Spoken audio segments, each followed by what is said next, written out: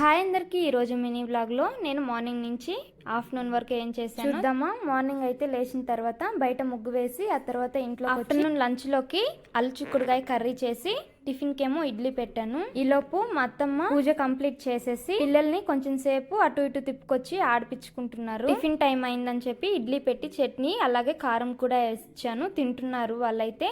వాళ్ళు తిన్న తర్వాత మళ్ళీ పని కంప్లీట్ చేసుకొని స్నానం చేసేసి దండం పెట్టుకొని మా పెద్దమ్మ వాయనానికి పిలిచింది. అందుకని చెప్పి మా పిల్లల్ని తీసుకొని నేను మా అత్తమ్మ అయితే వెళ్ళాము. మధ్యలో శనక్కాయలు వస్తే అవి కూడా తీసుకున్నాము. సన్నగా చినుకులు పడుతున్నాయని మా పిల్లలు ఇద్దరు తల మీద చేతులు పెట్టి మా పెద్దమ్మ ఇలా పూజ చేసుకున్నారు. అలాగే ప్రసాదాలు కూడా చేశారు. నాకు వాయనం ఇచ్చిన వేసేసి ఆ తర్వాత చేతికి గాజులు కూడా వేసింది నాకు మా అత్తమ్మకి.